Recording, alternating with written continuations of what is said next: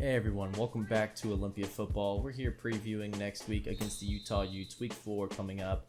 And just a little somber after last week, losing badly to San Diego State. Let's go ahead and take a look at some of the fallout from that game. Injuries list, of course, Dunmore still out for the season. Rutherford we're expecting back in about 8 weeks, maybe 9. Eddie Jong also strained his back in the game, so he will be out. We'll need to look to replace him or returner. Probably duties will go to Derek Canary and JJ Thomas. Just an unfortunate game, and one, you feel like we should have won, but the team really didn't show up to play. It felt like they just didn't play to their caliber. Let's go ahead and take some comments from the game, and we'll start with Chicken Dinner here saying, would love to hear the decision making and rationale behind Olympia's choice to anoint young Tyler Hunt to the helm not too long after his graduation. In his year plus with the team, how has he excelled? Where has he struggled with his inexperience? Olympia strong. Thank you so much for commenting, Chicken Dinner. And I'll go ahead and comment on that. Tyler Hunt, he was great in his career with us for what he was, which was most of the time a backup quarterback. A few times really excelled, and of course he's got the single game passing records. A really good player at times, and just at other times was what he needed to be. A really good presence in the locker room. I think that's one of the things he was really good about. Where has he struggled? I would say so far it's his inability to adapt when the offense is not firing on all cylinders, and I think that plays into one of his biggest strengths, and that's going to be his offensive scheme he's trying to dial up for Olympia going forward, being that pro style offense he ran when he was at Herriman, one he was really good at, a good drop back quarterback under center, and I think he's trying to instill more and more of that in this Olympia offense that was running a lot of shotgun spread option during the Darius McIntyre days where you had to. He was so good at it. We've got to switch that mentality up a little bit, especially with a guy like Wesley Dunmore out, and I think that's one of the things you'll see Tyler Hunt make good about this team. Let's go ahead and go to Texas Chick 23. After this performance, what would you say are the biggest challenges facing the Raiders defense? Olympia strong. Thank you so much for commenting. Challenges facing this defense, I was really worried about the run stopping ability. This team has had hit and miss run stop games against good running backs. After last game, tight ends, I definitely say I'm worried about our second level, the linebacking core, being good at defending against tight ends, almost to the point that I'm wondering if we should start subbing in maybe Derek Canary, who I think is all too small to play linebacker. Maybe sub him in occasionally in sub packages to go against tight ends in man coverage. I'd say that's our biggest threat right now, are good tight ends and a quarterback who can zip the ball quickly to him. Thank you so much for asking these questions. Remember, go ahead and leave a comment with hashtag #OlympiaStrong on the next game if you would like to have your question answered. Now let's go ahead and jump into some recruiting. We've got some big news. So starting off, we'll go with Bingham and West Jordan here. Big upset here. Bingham starting the game off, big interception. Albert Bobo, the senior, had a bad game. Another pick throwing off his foot here. Was trying to hit Walter Graham after that record-setting performance he had and just couldn't. Now finally was able to get him a few times, but trying to force feed him as really their only good pass threat didn't end up working out in their favor. Another pick here, return for 6 is West Jordan, an unlikely candidate to win this game, comes up and stops who was at the time the #1 team in the state. And Steph Gonzalez, the punter for West Jordan, one of his few punts of the day.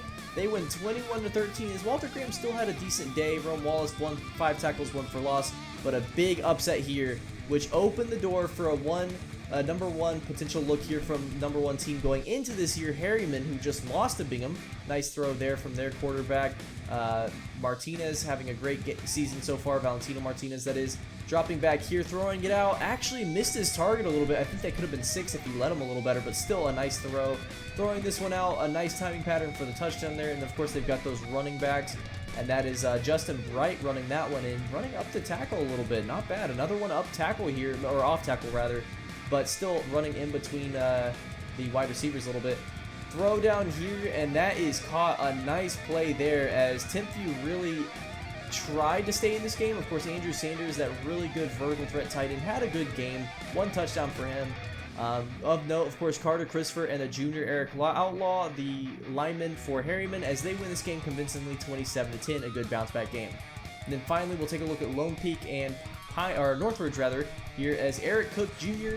had a really solid game for what he was doing here. You see him here juking out defenders on the run, dropping back here, rolling out, throws this, intercepted, and that's the problem here. Jonathan Ryan with the interception as he runs that one back. One of the two best cornerbacks in the state of Utah, of course the other one being on his team, Tim Jackson. Another pick here for Ryan though, as Northridge just got trounced this game. Cook did everything he could, but still ended up having a pretty bad one. Taylor Wilson, a little pedestrian as Lone Peak dominates Northridge, but did need to do a lot as that defense was just unstoppable.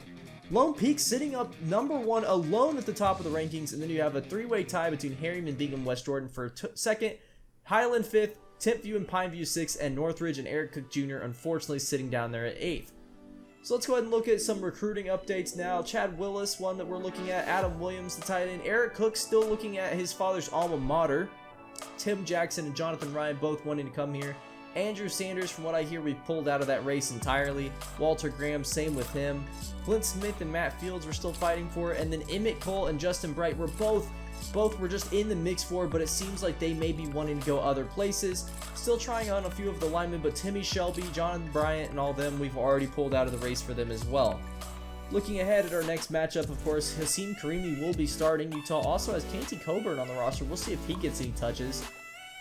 Really good receiving core here with Rayshawn Willman entering his senior year. I'm really excited to see what they can do.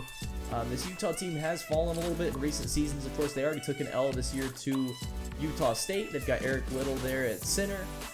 I think this team is still really talented, but they've been having poor recruiting as of late. You see, they also have Tiny Ted Cook there at edge, Albert Cooper up the middle, a defensive tackle. Really good linebackers here, and then the prize of their defense, strong safety, plays in the box, Darius Carter, an All-American from last year. Expect him to be a really high pick, even though he's a safety this year. Kind of more of that Honey Badger-esque position. Maybe even Isaiah Simmons is a good comp for him. So go ahead and look at this comparison matchup here, and I think this is going to be a good test for us going into the Oklahoma game. This team really, I thought, was going to be maybe a top 10 team after the Indiana game. San Diego State showed that that wasn't necessarily deserved. Now going into the Utah game, a chance to really prove maybe that was a fluke loss against San Diego State. Looking around the rest of the nation, a lot of upsets happening. Georgia is the team to beat, it seems. And I just really hope we can sneak back in and start to find our footing again. I know that it's not the end of the world to be ranked, but I would like to be, not ranked that is, I would like to be back in the rankings just to show this team is a top 25 team and garner some national interest, which we haven't really done since Darius McIntyre's junior year. Looking at the top 25, of course, you're going to see San Diego State did sneak in. Indiana dropped out. Both of us are 26 and 27 respectively. Utah State also in the top 30. So really think it's a great year for Utah teams. As long as we don't galvanize each other, or gouge each other, I guess is the better term. I think all three teams, or maybe even four, including BYU, are going to be really good teams towards the end of the year.